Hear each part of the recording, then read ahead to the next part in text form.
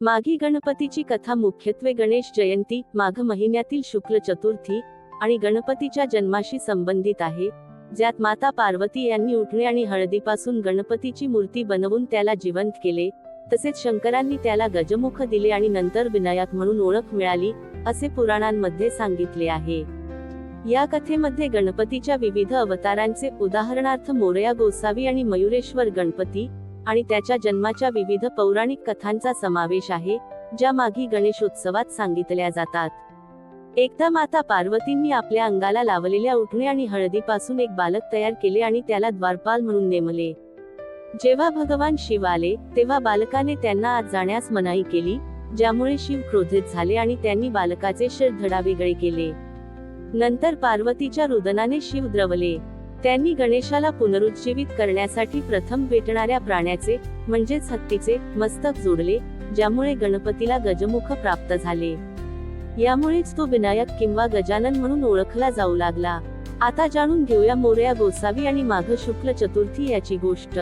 अष्टविनायक क्षेत्रांपैकी एक असलेल्या मयुरेश्वर गणपतीच्या मंदिरात मोरया गोसावी नियमितपणे जात असत.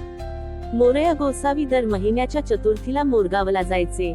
पण जेव्हा ते वृद्ध झाले आणि त्यांना प्रवास करणे कठीण झाले, तेव्हा स्वतः मयुरेश्वराने त्यांना दृष्टांत दिला की, मी चिंचवडला तुझ्या सेवेसाठी येईन. त्यानंतर त्यांना पवना नदीत गणेशाची मूर्ती सापडली, ज्याची स्थापना त्यांनी चिंचवड येथे केली. म्हणून ही तिथी माघी गणेश जयंती म्हणून साजरी केली जाते.